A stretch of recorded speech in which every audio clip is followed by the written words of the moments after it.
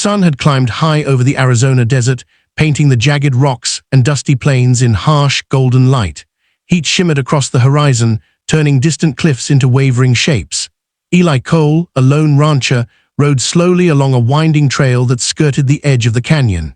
Years in the West had taught him to read the land, its tracks, its shadows, its dangers, but nothing could have prepared him for what he saw that morning. 5 young Apache girls hung from a crude wooden frame set near a canyon ridge.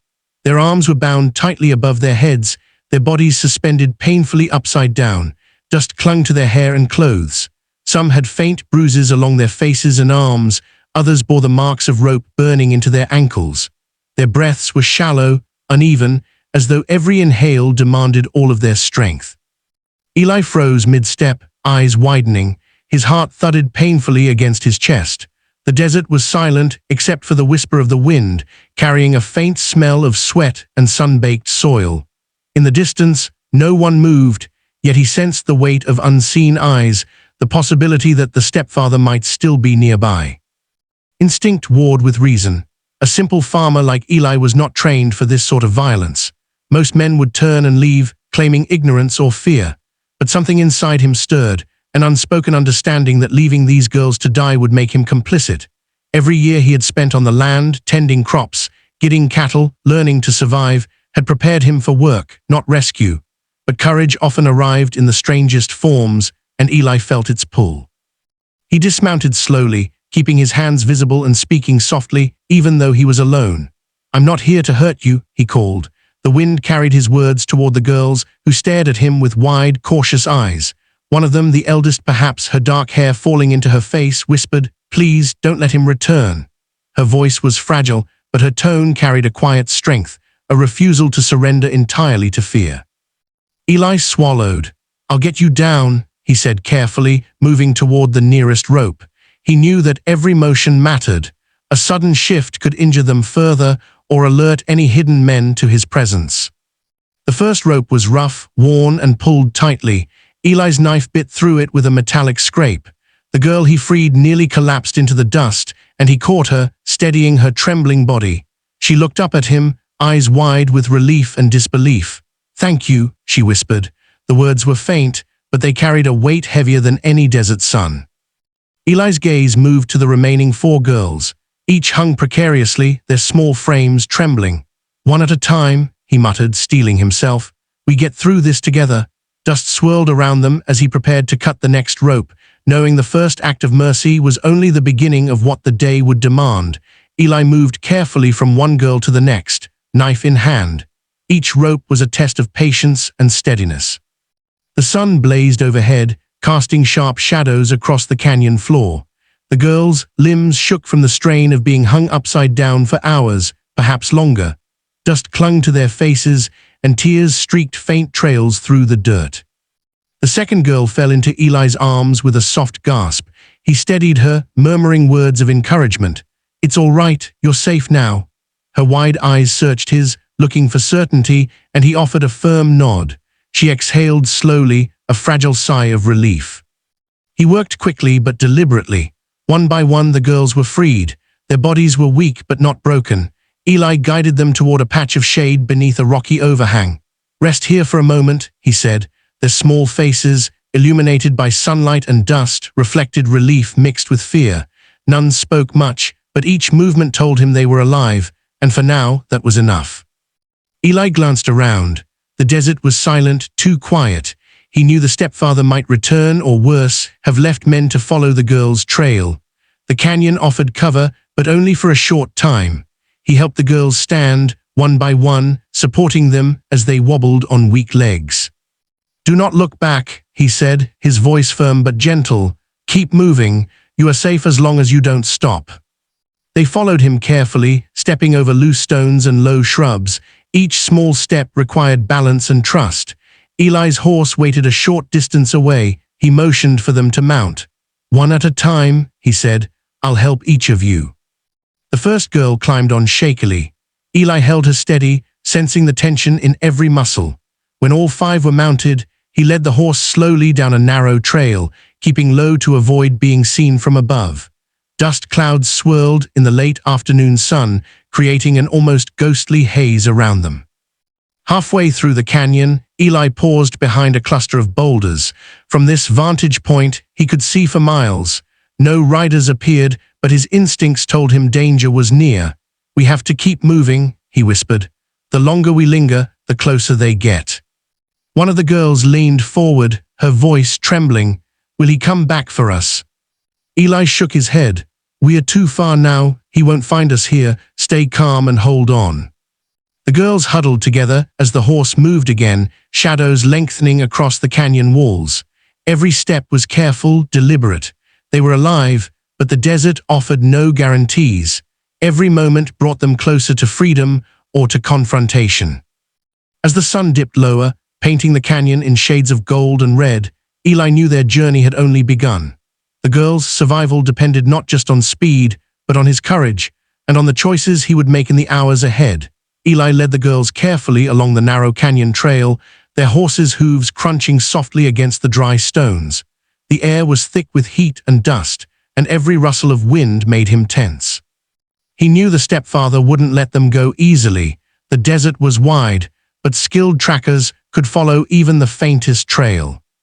The girls leaned heavily against the horse, their arms trembling, eyes wide and wary. Eli kept his gaze on the horizon, scanning for movement. In the distance, a small cloud of dust appeared, a sign of riders approaching. "Hold on tight," Eli whispered, guiding the horse along a safer, hidden path through the rocks. "Do not let them see us." The riders' hooves grew louder. Eli's heart pounded. He had faced danger before, but this was different. 5 lives depended entirely on him, and a single mistake could be fatal. The girls' frightened glances reminded him why he couldn't falter. One of the youngest slipped, her small foot catching on a rock. Eli's hand shot out, steadying her before she could fall. "Careful," he said quietly, his voice a lifeline in the tense desert silence. The girl nodded, clutching his arm as she regained balance. The dust cloud behind them moved faster, chasing shadows. Eli realized the stepfather's men were closing in, but the canyon offered narrow passages that slowed horses. He took advantage of every boulder, every crevice, forcing the pursuers to follow on the main trail. "We are almost to the ridge," Eli said. "From there, we can see the valley below." The girls clung to him and the horse, each small movement weighted with exhaustion. Sweat streaked their dusty faces, and the rope burns along their arms throbbed painfully. Yet they moved on, step by step, trusting the stranger who had saved them. Suddenly, a rider appeared at the edge of a high cliff, shouting. Eli froze for a moment, then pressed the horse forward. The horse stumbled over a loose rock, and he caught it in time. Behind them, the riders cursed and urged their horses faster. Eli's mind raced. There was a hidden path he had seen years ago, a narrow ledge carved into the canyon wall. It was dangerous, barely wide enough for a horse, but it would give them a chance. He led the horse onto the ledge, heart hammering. The girls froze, gripping the saddle tightly, trusting him completely. The pursuing riders hesitated at the base of the cliff. Their mounts balked, and the ledge was too narrow for them to follow safely. Eli kept moving, guiding the horse along the edge, each step precarious, each movement deliberate. By the time they reached the top of the ridge, the sun was dipping toward the horizon. Below, the valley stretched wide and empty, a safe space to rest, at least for the moment. Eli slowed the horse, letting the girls catch their breath. "They can't follow here," he said, "not without risking their lives." The girls exhaled, relief and fear mingling on their faces. For now, the desert had been conquered. But Eli knew this was only a pause. The stepfather would not give up. They had survived the canyon, but the journey to true safety had only begun. Eli led the girls through the final stretch of the ridge, carefully avoiding open spaces. The desert wind had cooled slightly, but the canyon's shadows stretched long across the valley. Every crack of rock underfoot, every bird's cry made him flinch. Danger could still be near. Ahead, a narrow opening between 2 boulders offered a hidden alcove. Eli stopped, gesturing for the girls to dismount. "This is safe for now," he whispered. "Stay close and low." The girls obeyed silently, their trust fragile but growing. Their faces were pale, streaked with dust and sweat, but relief softened their eyes. Eli led them into the small alcove, which was shielded from the ridge above and invisible from the valley below. A faint trickle of water ran nearby, a hidden spring he had discovered years ago. He helped each girl settle against the rocks. "Drink some water. Rest your legs," he said. The youngest lowered her head, taking small sips while the others followed suit. They had been forced to endure the desert sun and cruel hands for too long. Now, for the first time in hours, they could breathe. Eli examined their injuries quietly. Rope burns along ankles and arms, scrapes and bruises, exhaustion etched into every movement. He had seen battlefields and cattle accidents, but the cruelty these girls endured left him with a gnawing anger. "You're safe here," Eli said softly. "No one will find you." A slight rustle startled him. One of the girls stiffened, whispering, "Is he coming?" Eli shook his head. "Not while we're careful. Stay hidden. No sudden movements." The wind whispered through the canyon walls as shadows lengthened. For a moment, the girls spoke among themselves in quiet tones, sharing names and fragments of stories, slowly building trust with the man who had risked everything to save them. Eli placed a blanket across the youngest girl's shoulders. "You've been through a lot. It's okay to rest." She nodded, leaning back against the rocks. Minutes passed. The canyon remained silent except for the trickle of water and the occasional call of a distant hawk. Eli kept watch at the entrance, scanning the horizon for dust clouds or movement. Danger could appear at any moment, but for now, it was calm. Finally, one of the girls, the eldest, looked at him directly. "Why are you helping us?" she asked quietly. Eli paused, his gaze steady. "Because leaving you would have made me less than a man," he said. "Because no one deserves this." Her eyes softened slightly, but the tension in the group remained.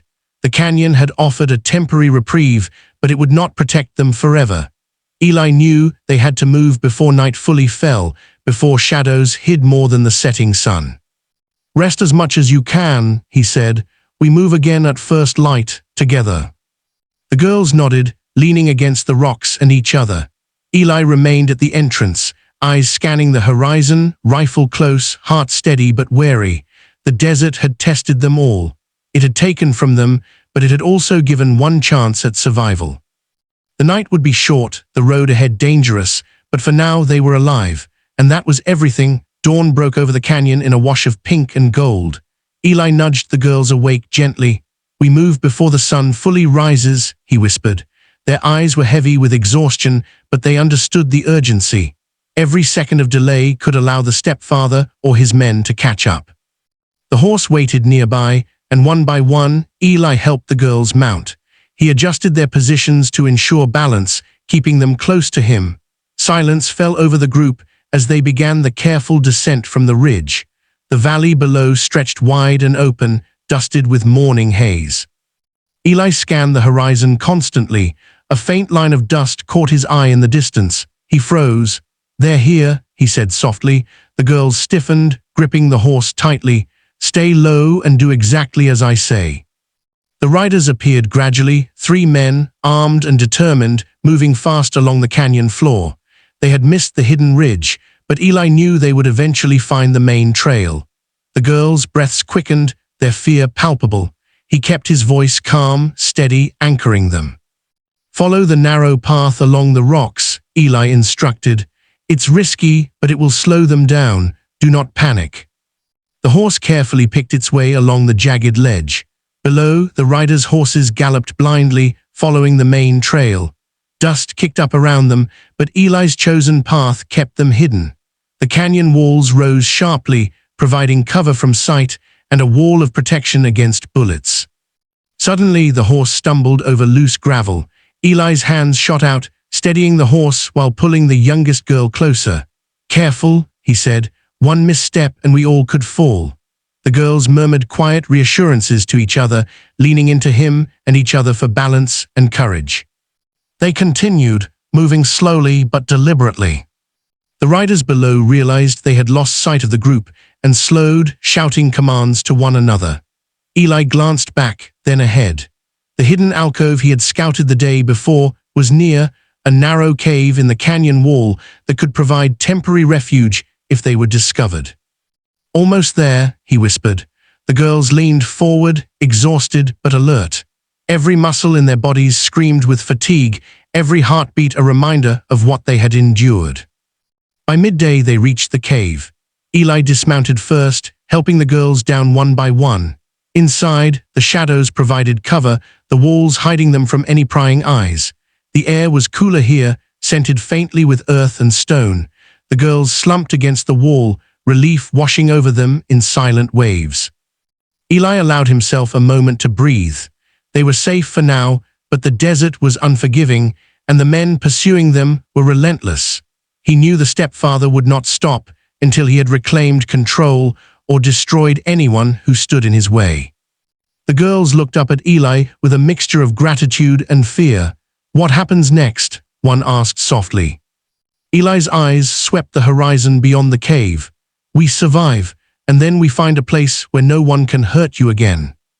The wind whispered through the canyon, carrying both danger and hope. For now, they had a chance to breathe, to regroup, to survive. But the road ahead would demand every ounce of courage they had left. By late afternoon, Eli guided the girls out of the hidden cave and onto the ridge overlooking the valley below. The sight of open plains stretching into the horizon brought a fragile sense of relief, but Eli's instincts warned him that danger was near. The stepfather's men had not given up, and he could see a faint trail of dust rising in the distance. "Stay close," Eli whispered. "We're not safe until we reach the far side of the valley." The girls nodded, gripping the horse tightly. Each step down the ridge was deliberate, careful, their bodies still weak from days of abuse and exhaustion. Eli kept his eyes on the horizon, scanning for movement, anticipating every shadow. The wind carried sounds faintly, voices, the creak of saddles, the distant clip of hoofbeats. As they neared the valley floor, Eli froze. 3 riders had broken from the main trail, approaching fast from the west. He recognized them immediately, the stepfather's men, desperate and relentless. "Hide behind the rocks," he whispered urgently. The girls dismounted, crouching low, eyes wide with fear. Eli positioned himself slightly ahead, a silent shield between them and the danger. The first rider spurred his horse, scanning the canyon for movement. Eli's rifle rested against his shoulder, ready if needed. The rider's eyes caught faint movement among the rocks. One cursed and gestured violently, signaling the others. Eli knew they could not outrun the men in open ground. He needed to make a stand, but carefully. Slowly, he led the girls behind a narrow cluster of boulders, the rock formations offering partial cover. "Do exactly as I say," he whispered. "Stay low, do not make a sound." The men approached the canyon mouth, horses snorting, eyes alert. Eli held his position, motioning for the girls to huddle behind the rocks. He could see the youngest trembling, and he rested a hand on her shoulder. "You are safe, not yet, but soon." One of the pursuers spotted the horse and raised his rifle. Eli didn't hesitate. He fired a warning shot into the ground near the man, startling the horse and sending the rider off balance. The remaining 2 men shouted, urging their horses forward. Suddenly, one of the girls, brave despite exhaustion, stepped slightly forward. Eli caught her arm. "No," he hissed. "Stay here."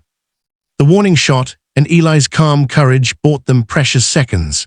Using the rocky cover, he guided the girls toward a narrow passage on the edge of the valley, a hidden path he had discovered years before. The men couldn't follow safely. The ledge was too narrow for mounted pursuit. By the time they reached the other side, the riders were forced to halt, yelling into the canyon in frustration.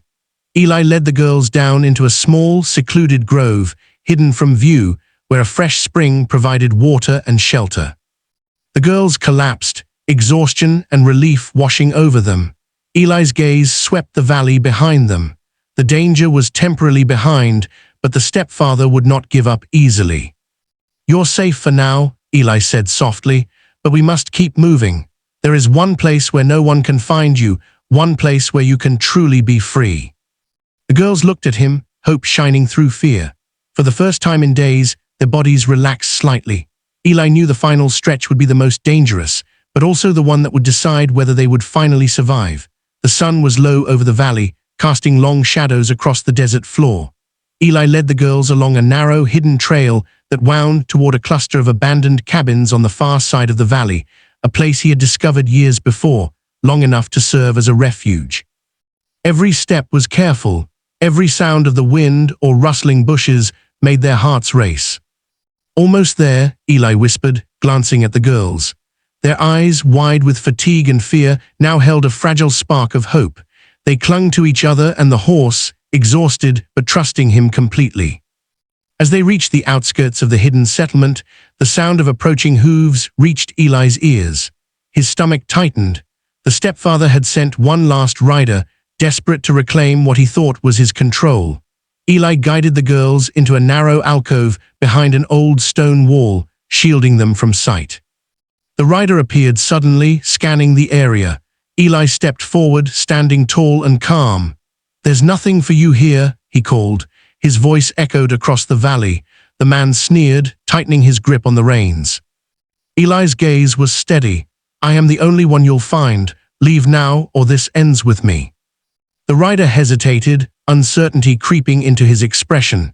He had not expected a single man to block the path, much less one who seemed willing to face him alone.